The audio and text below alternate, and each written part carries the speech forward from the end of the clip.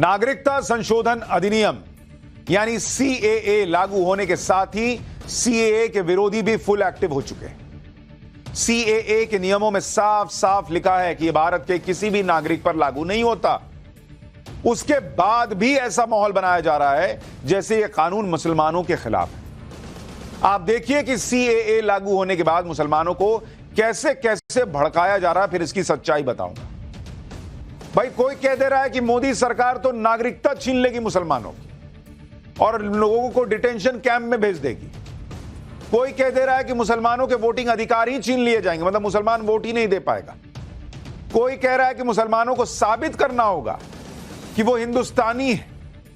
कोई कह रहा है कि चुन चुन कर मुसलमानों को निशाना बनाया जा रहा है। कोई यह कह दे रहा है कि 17 करोड़ मुसलमानों को कागज तैयार रखने चाहिए।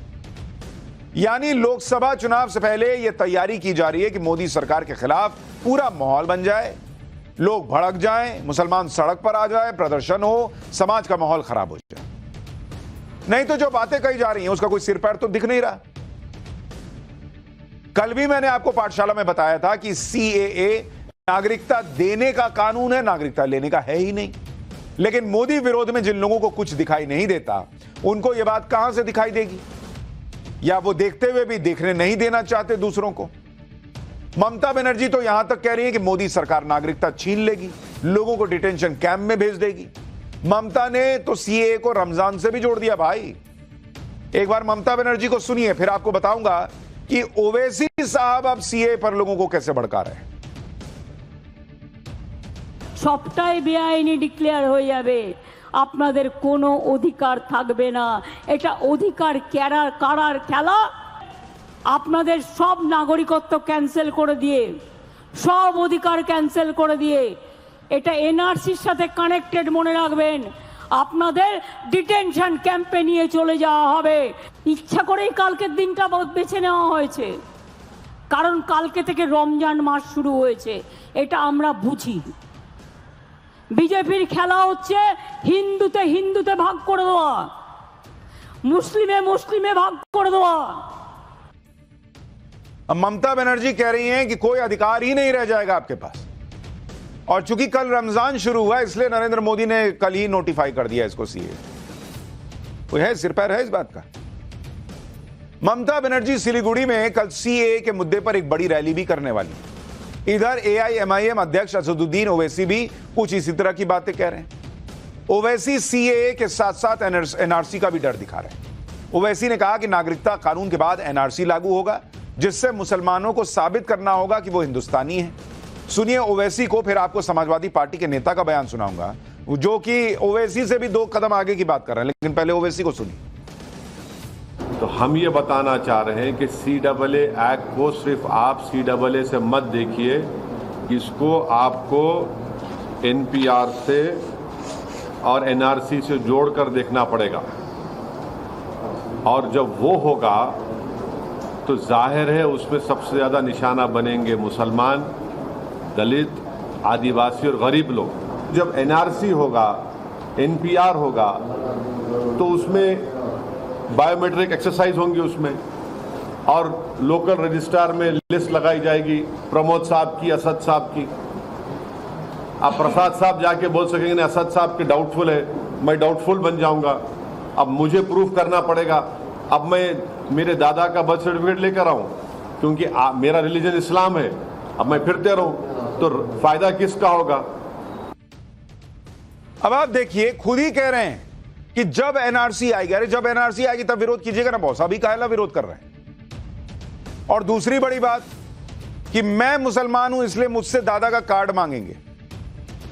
असम के अंदर जो एनआरसी की बात भी हुई वो कोर्ट के आदेश पर हुई है, कोई सरकार ने नहीं किया, और उसमें सबसे कागज मांगे गए थे। लेकिन जब आपको किसी को एक तरह से इंजेक्शन देना है कि ताकि वो उबले भड़के, तो आप कुछ भी बोल सकते हैं, लॉजिक पे तो बात होती नहीं।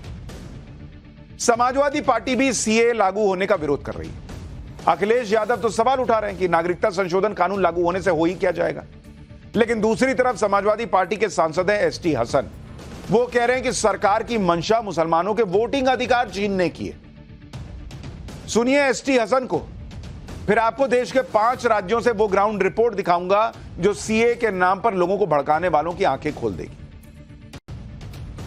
देखिए, क्योंकि ये बेस बना रहा है एनआरसी की, नागरिकता सबको मिलेगी जो रहेंगे। फिर एनआरसी में क्या होगा, एनआरसी के कानून के अंदर जैसा कि हमें बताया गया है कि इसमें आपके डॉक्यूमेंट्स, आपके बाप दादा के डॉक्यूमेंट्स, आपको प्रूफ करना होगा कि आप हिंदुस्तानी हैं, आप बाहर से नहीं आए। गरीब मुसलमान के पास तो 5 साल के डॉक्यूमेंट्स नहीं हैं। इनका इरादा करोड़ों करोड़ों मुसलमानों के वोटिंग राइट्स को ख़त्म करने का है एनआरसी के थ्रू। जब आगे जो भी ये करें तो आपको तो मालूम ही है कि सरकार किस रास्ते पे चल रही है। एनआरसी आ ही जाएगा तो मुझे समझ में नहीं आता कि इन लोगों को दिक्कत क्या है। नेशनल रजिस्टर ऑफ सिटीजनशिप, यानी आप इस देश का नागरिक हैं या नहीं, ये अगर बन गया और ये कह रहे हैं कि मुसलमानों के पास 5 साल, गरीब मुसलमान के पास पिछले 5 साल का डेटा नहीं होता, कागज नहीं होता। अच्छा, गरीब हिंदू के पास होता है, गरीब सिख के पास होता है, ईसाई, जैन, बौद्ध, पारसी सबके पास कागज होगा, खाली मुसलमान के पास नहीं होगा। सीए को लेकर जिस तरह से मुसलमानों को भड़काया जा रहा है, उसका असर क्या हो रहा है वो भी आपको दिखाऊंगा। लेकिन उससे पहले आपको दिखाता हूं 5 राज्यों से ग्राउंड रिपोर्ट। सीए लागू होने के बाद देश के अलग अलग इलाकों में जश्न मनाया जा रहा है। वो शरणार्थी जो सालों पहले पाकिस्तान, अफगानिस्तान और बांग्लादेश से भारत आए, भाई वो खुश हैं। सब एक सुर से कह रहे हैं कि इस कानून से विस्थापितों को भारत की नागरिकता मिलेगी। यह कानून किसी की नागरिकता लेने के लिए नहीं बनाया गया है। सुनिए 5 राज्यों में शरणार्थी और विस्थापित क्या कह रहे हैं इस कानून को लेकर। फिर आपको बताऊंगा कि सीए पर मुसलमानों को भड़काने वालों का मकसद क्या है। तो स्वागत जो कदम उठाया है प्रधानमंत्री जी ने, और हम तो सोचते हैं कि अगर उस समय पार्टीशन में ऐसे प्रधानमंत्री होते तो कितना अच्छा पार्टीशन होता। हमारा पाकिस्तान हमारे पास, लाहौर हमारे पास होता। देखिए, इस फैसले के बारे में गलत भ्रांतियां फैलाई जा रही थी। ये नागरिकता देने का कार्यक्रम है, ये किसी की नागरिकता ले नहीं रहा है। जो भी भारतीय नागरिक है वो है। बहुत खुश हुए है नागरिकता आया तो, हम तो भारतवासी हो गया, भारतवासी हो गया। हम तो बहुत खुशी हुई है, बहुत अच्छा लग रहा है, नागरिकता मिल जाएगी। हाँ, हम तो बहुत खुश हुए हैं। ये नागरिकता बिल पास हुआ, हम मोदी जी का धन्यवाद करते हैं, दिल से धन्यवाद करते हैं कि हमारा ये नागरिकता बिल पास हुआ। बहुत खुश हैं जी। हम भी बहुत खुश हैं कि सीए का कानून जो लागू हुआ है उसके माध्यम से मैं भारत सरकार का और मोदी सरकार का बहुत तहे दिल से थैंक यू करता हूँ, शुक्रगुजार हूँ। आप बताइए। सर, मैं खुद भी शुक्रगुजार हूँ। मोदी सरकार ने जो ये पास किया है सीए, मैं प्रणाम करता हूँ। जो फैसिलिटी यहाँ के लोगों को मिल रही है वो हमें भी मिलेगी आगे जाके। बहुत होता तो हम लोग घर में पूजा पाठ नहीं कर सकते थे, तिलक नहीं लगा सकते थे। यहाँ पर हम लोग हर चीज आजादी से कर सकते। मेरी बेटी वहाँ पर ऐसे नहीं निकल सकती। वहाँ पर आजकल की जो मेरी भांजियां हैं, भतीजियां हैं, वहाँ पर वो बुरके में रहती हैं, कॉलेज जाती है, क्लासेज जाती है, बुरखा पहन कर जाती हैं। यहाँ पर हमारी बच्चियां खुले देखा कैसे घूम रही। जो मोदी जी ने ये कदम उठाया हमारे लिए तो बहुत, ऐसे समझो कि दीपावली है, और जो हमारे समस्या से सब जो खत्म हो जाएंगे। अब किसी कम्युनिटी को घबराने की जरूरत नहीं है। ये साफ कहा गया है कि सब किसी की नागरिकता नहीं जाएगी। लगता है दिन कानून है, होने की किसी को जरूरत नहीं है। आप लोग खुश हैं? हम लोग बहुत खुश हैं, बहुत खुश हैं। मोदी जी ने एक बार कहा भी था कि जब ये बंटवारा हुआ तो करतारपुर साहब 2 किलोमीटर पे था, तो कम से कम उसको इतनी रेखा इधर से खींची जा सकती थी। यानी लोग खुश हैं, लेकिन जो लोग सीए का विरोध कर रहे हैं उनको ये जश्न और खुशी दिखाई नहीं देगी, क्योंकि उनका एजेंडा अलग है।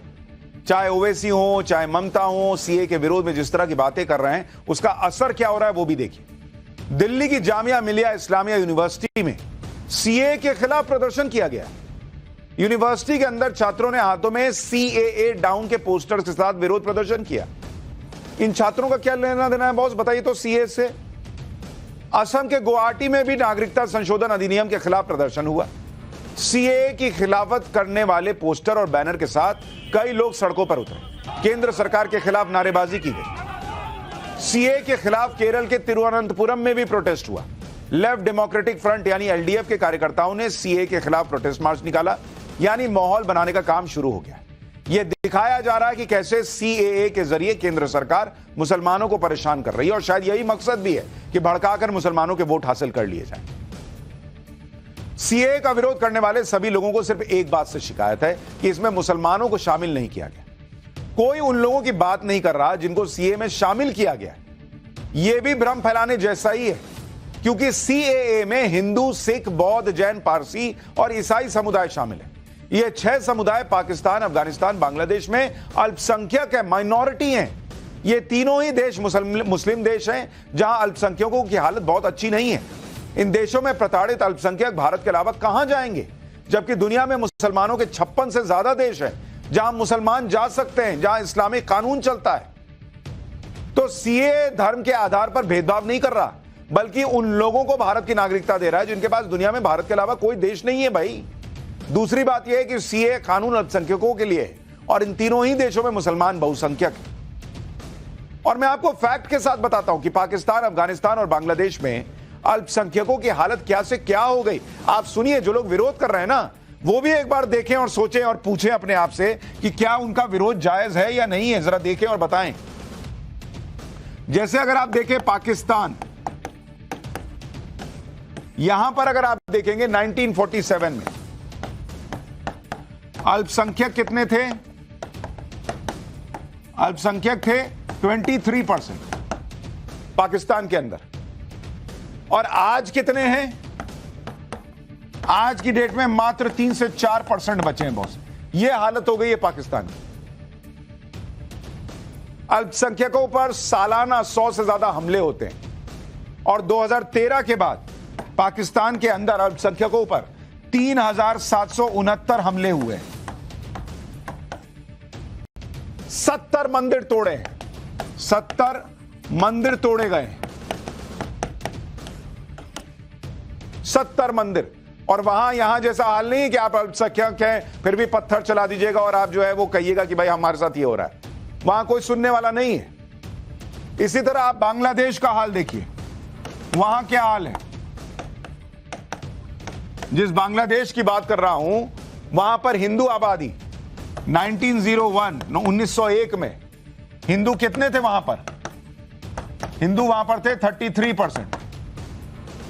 2022 में बांग्लादेश के अंदर कितने हिंदू रह गए? मात्र 7.9%। यह हाल है भाई। पिछले 27 साल में 53 लाख हिंदू गायब हो गए। कहां चले गए किसी को नहीं पता। और आप कह रहे हैं कि इनको क्यों नागरिकता दी जा रही है? सालाना 2 लाख हिंदू मिसिंग हैं। कहा जा रहा है ये सभी माइग्रेट कर गए। हर चुनाव के बाद माइग्रेशन रेट बढ़ जाता है। इसके अलावा नवरात्रि में मंदिरों पर हमला, हिंसा, तोड़फोड़ की घटनाएं आम है। हिंदुओं को अपने त्योहार तक मनाने में वहां डर लगता है। अब इन लोगों को अगर भारत में नागरिकता नहीं मिलेगी तो किस देश में जाएंगे भाई? यानी ये साफ दिख रहा है कि सीए का मामला मुसलमानों से बिना वजह जोड़ा जा रहा है। इससे भारत के किसी भी मुसलमान का कोई संबंध नहीं। उसके बाद भी सीए के विरोधी मुसलमानों को भड़काने में लगे हुए हैं। केंद्रीय रक्षा मंत्री राजनाथ सिंह ने भी कहा है कि भारत के मुसलमानों को कोई उंगली से भी नहीं छू सकता। सुनिए राजनाथ सिंह को, फिर आपको बताऊंगा कि किस पार्टी ने सीए के खिलाफ सुप्रीम कोर्ट में याचिका तक लगा दी। तो भी मुसलमान भारत का नागरिक है। मैं दावे के साथ भारत का रक्षा मंत्री होने के नाते कहना चाहता हूं, उसकी नागरिकता समाप्त करने की बात तो दूर, उंगली से भी उसे कोई छू नहीं पाएगा। मैं पूरी तरह से यकीन दिलाता हूं। मोदी विरोधियों का एक पैटर्न रहा है कि मोदी सरकार के हर फैसले को सुप्रीम कोर्ट में चुनौती दे दो। सीए के मामले में भी ऐसा ही हुआ है। केरल की एक पार्टी है इंडियन यूनियन मुस्लिम लीग, यानी IUML, जिसने सीए के खिलाफ सुप्रीम कोर्ट में अपील कर दी। इसमें कहा गया है कि सीए असंवैधानिक और भेदभावपूर्ण है। यह कानून मुस्लिम समुदाय के खिलाफ है। कानून में नागरिकता को धर्म से जोड़ा गया है, इसलिए पहली नजर में यह असंवैधानिक है। सुप्रीम कोर्ट सीए पर रोक लगा दे।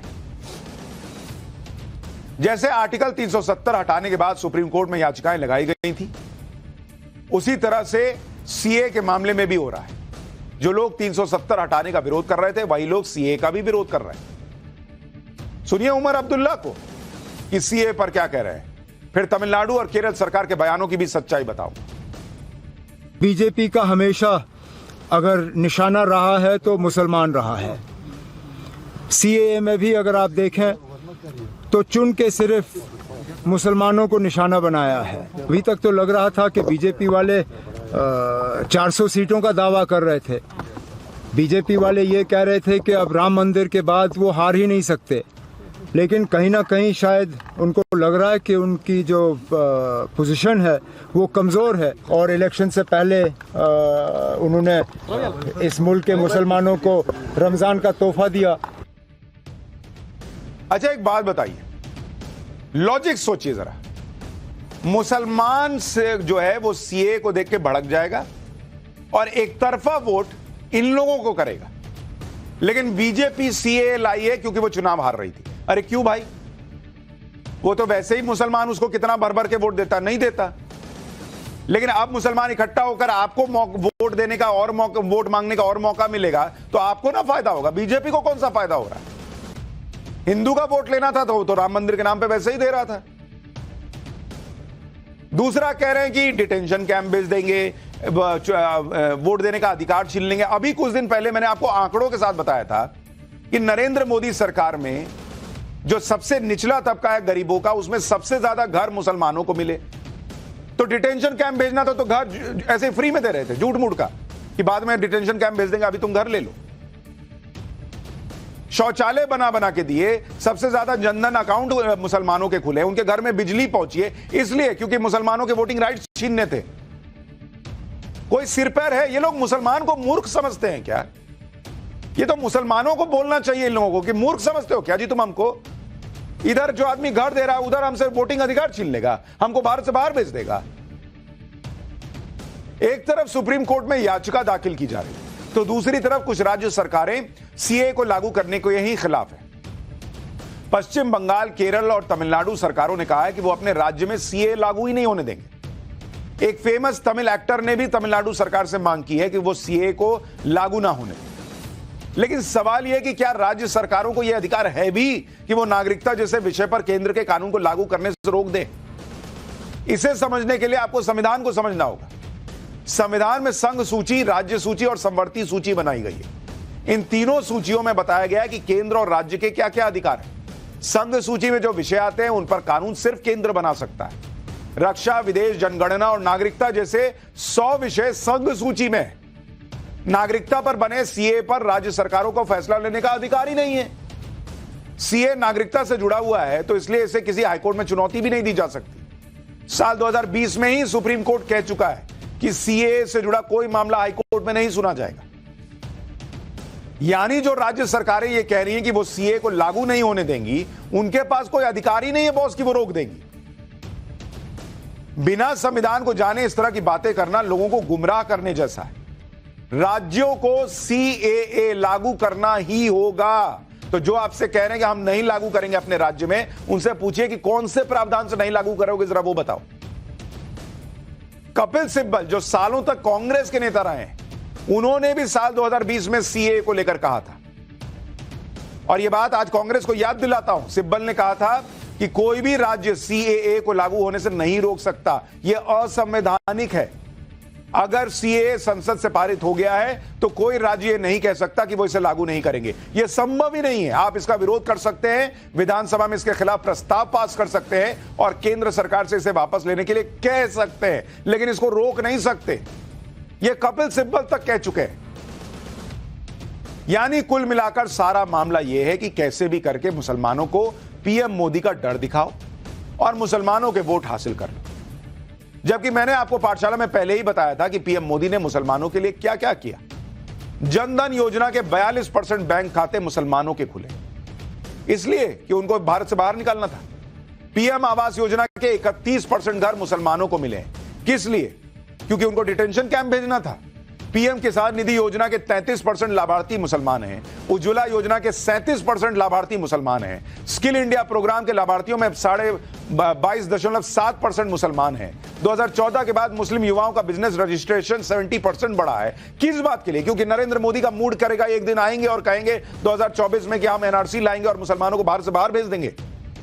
20 करोड़ मुसलमानों को बाहर भेज देंगे, 20 करोड़ मुसलमानों को डिटेंशन कैंप में भेज देंगे। कोई सिर पैर है इस बात का? और मैं आश्चर्यचकित रह जाता हूं कि कैसे, बताइए, यूनिवर्सिटी में लोग खड़े होकर, पढ़े लिखे लोग खड़े होकर सीए डाउन के पोस्टर लहरा रहे हैं। तो गरीब मुसलमान जो पढ़ा लिखा नहीं है उसको तो कोई भी बरगला देगा। मुसलमान क्यों नहीं पूछता इन लोगों से, बॉस कि हमको घर क्यों दिया नरेंद्र मोदी ने, अगर आप कह रहे हो कि उसको हमको निकालना है भारत से। कभी लॉजिक पे बात होगी कि नहीं होगी? लेकिन ये सब होता ही नहीं है।